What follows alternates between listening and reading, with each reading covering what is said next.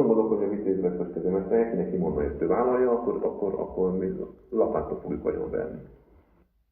Olyan szinten hívjuk, hogy az elképesztő. És ezért gondolom azt, hogy szerintem nagyon rosszul fogja viselni a kampányt, és lehet, hogy ezt úgy az orrát kéne kötni, hogy nem akarom megcsalolni, de na meg ezt, ami a lapáttal fog verni.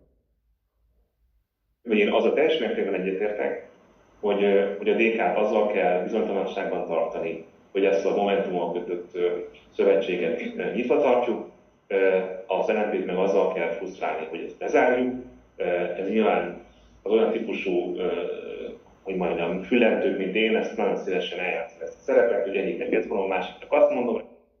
Most őszintén akarok lenni, az én főpolgármesteri működésem legsikeresebb projektje az tulajdonképpen a Fidesz fegyverét adaptáltuk.